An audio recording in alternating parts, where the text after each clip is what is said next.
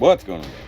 So today on this Power Rangers Lightning Collection review, we're going to be taking a look at the new In Space Phantom Ranger. Now, I actually kind of forgot that he was around for In Space, but I think technically he was around during Turbo? Phantom Ranger was around for a couple seasons, or maybe he made it all the way through like Lost Galaxy or something like that. He came back. I know that In Space and Lost Galaxy were back to back and then had some crossover, so this guy definitely popped up again. Very mysterious 6th/7th Ranger that showed up with no explanation. He's got like this powerful red gem in his chest that nobody knows what it does. It's just like extremely powerful. Also, the fact they just have a hole there seems really stupid. I think it's actually meant for a peg-on gimmick with the weapons. I'm not sure. But either way, nice side shot there. Nice angled artwork like usual. Back doing that thing. He does remind me of... Geez, if any of you guys are old enough to remember... I think it was Power Force? I think that was the name? I'm gonna look it up, and I'll bring it up here on the screen after I get him out. Okay, so opening up, you got same crap there. I think Power Force. What was it? Basically, it was like a super cop show where he had a body armor thing. Alright, so there you go, like that. Box yonder. Alright, let's see here. We got new hands. It's a nice fist with painted black part there. And a reverse fist, so that's not bad. Actually gave us a slightly different fist. I was complaining last time about that. We get the same weird chest effect, like, star-nosed mole effect going on here. That you got with the super putties. It's like the overalls. I honestly don't like this. It freaks me out a little bit. Plus, it's just dumb. Like, anything made out of this stupid plastic. By the way, guys, be careful with some of these things, because this soft plastic from Hasbro, some of them are chemically, for lack of a better term, they will eat plastic if they're left in contact for too long. And yet they're designed to be effect parts to go on your toys. Okay, got his little blaster. Set that aside for now. Got a shooting effect, which is not bad. And let's get Mr. Phantom Ranger out here, because it's your Phantom birthday. Ooh, we got a trigger finger on both hands. Look at that. Alright, so throw that away. Alright, here we have Darth Vader. Actually kind of has a Marty McFly thing going on if you made him yellow. And apologies, guys, it is a black figure on a black background. I'm going to turn on my extra light here to help out. Is it Super Force? I think it is Super Force. Either way, I'll look it up.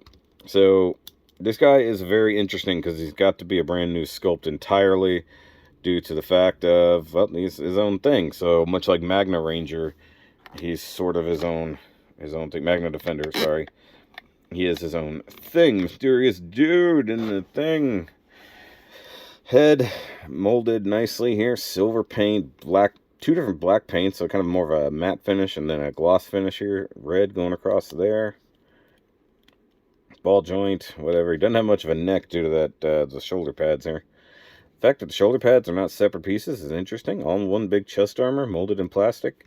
Silver painted, and that is definitely a hole in the chest because I assume it's meant to do that. Which looks stupid. I would have much rather just had an unbroken power gem thing in his chest, which was like his whole big shtick as a thing. That works on the weapon too. That's good. Come around to the back. He's got a T molded in there for whatever reason. And by the way, in the show, in the lore, nobody knew who this guy was. And actually, it was never answered within the show. Fortunately, we are getting answers within the comic books. Not joking. We see a person who looks identical to this, except in coloration, who just popped out of the Morphin Grid in the Power Rangers Universe comics. So, if you're not reading the comics, why not? Read the frickin' comics. They're building the lore. The lore, guys. Okay. So, he does have the butterfly joint, which is good. Molded in shoulder pads underneath the shoulder pads. And it can go up and down, and very loose, if I'm honest with you. Normal bicep rotation, which is good. Double jointed elbows, very good. molded in kind of greaves, which is interesting. Nice. There you go. And like I said, he's got trigger holding hands, so this is like, it almost looks like it's reused from a Black Series figure because he's got trigger holding hands. It's like a fist or gun holding hands. Now the thing is, he only comes with one gun, so why would he need two gun holding hands? You answer that question. Okay, so I think we got the single ball peg, kind of hard to tell.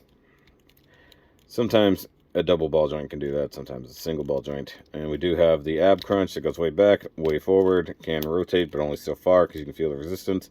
Silver paint going across there, silver paint here. Hip pads that are too high because his hips are down here. So this is an awkward figure because his belt seems a little high. Still kind of works, but it looks weird. Makes his legs look kind of dumpy. He can do a decent Jean-Claude. The thigh armor is sort of blocking that. But once again, at least they're mixing up the paints here. So we got black paint over black plastic. And then you got ribs here going down the legs along with some buckles, which is cool. And there you go. Bend the knee. Like so. Knee pad molded in. That's good. And then I think these are technically greaves. I think those are just... not forearm armors. There's a term for that. I just can't think. I think these are technically greaves. Either way, nice molded buckles, silver painted there. All looks good. We do have boot cut. Thank God. That's actually pretty impressive. Normal ankle joint, stuff like that, and pivot as due. Most of the joints here are a little weird, and I feel like it's because they're using the black plastic, and it feels like sometimes that's all it takes for things to be a little weird. I'm trying to remember, I think this guy did talk, but not by much. And yeah, no head sculpt because he never had a revealed identity. He's got his gun, which I do believe technically folds up in the show. Nice little hinge here. I believe this flips down, handle hides, stuff like that. Does different things. But it does look good. He's technically not a ranger in the same way. Power does come from the little crystal thingy in his chest and locked in his armor. Gold paint, silver paint, black paint, actually. Yep.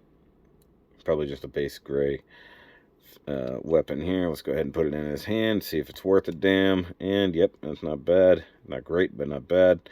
Doesn't technically have a trigger.